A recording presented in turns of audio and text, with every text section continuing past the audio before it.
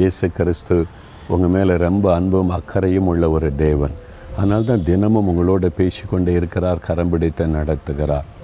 ஆண்டவரை பேசுகிறாரு, ஆண்டவர் கூட தான் இருக்கிறாரு. ஆனால் ஒரு தீமை தானே நடக்குது. எனக்கு நன்மை எதிர்பார்த்துருந்தா தீமை தான் வருது. நம்ம நன்மை செய்தாலும் அவங்க நமக்கு தீமை தான் செய்கிறாங்க. என்ன இந்த உலகத்தில் மக்கள் இப்படி இருக்கிறாங்கன்னு சலித்து கொள்கிறீங்களா? நம்ம சுற்றிலும் தீமை செய்கிற மக்கள் இருக்கத்தான் செய்வாங்க. இந்த உலகம் அப்படிப்பட்டது தான். இந்த தீமை நிறைந்த உலகத்தில் நம்ம இப்படி வாழணும் அப்படின்னு ஆண்டவர் எழுதி கொடுத்துருக்கிறார். தீமையை நன்மையினால் வெல்லணுமா? யார் உங்களுக்கு தீமை செய்கிறாங்களோ அவங்களுக்கு நன்மை செய்யுங்க. ஏசு அப்படி தானே செய்தார்ல. அவர் கைது பண்ண வந்தாங்க. அவர் வந்து பிடிச்சி அவரை கட்டி அவர் ஒரு குற்றவாளி ஆக்கிறதுக்கு கோபத்தோடு வந்தாங்க. அதில் ஒருத்தனுடைய காது வெட்டப்பட்ட உடனே இயேசு பாருங்கள், அவனுடைய காதை எடுத்து ஒட்ட வைத்து அவனுக்கு நன்மை செய்தார். அப்போ தீமை செய்ய வந்தவங்களுக்கு நன்மை செய்தார். நமக்கு அதை போதித்திருக்கிறார். யார் உங்களுக்கு தீமை செய்கிறாங்களோ அவங்களுக்கு நன்மை செய்யுங்க.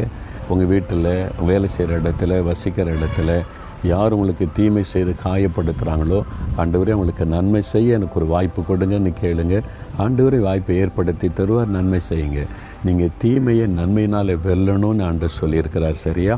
அதனால் தீமைக்கு தீமை செய்யாதிருங்க, தீமைக்கு நன்மை செய்யுங்க. தகப்பனே, எங்களுக்கு நீர் கற்றுக் கொடுத்த அருமையான இந்த பாடத்திற்காக நாங்கள் உம்மை துதிக்கிறோம். உம்மை போல நாங்களும் எங்களுக்கு தீமை செய்கிற மக்களுக்கு நன்மை செய்கிற இருதயத்தை தாரும், அந்த வாய்ப்பை தாரும். தீமையை நன்மையினால் வெல்லுவதற்கு உதவி செய்யும்.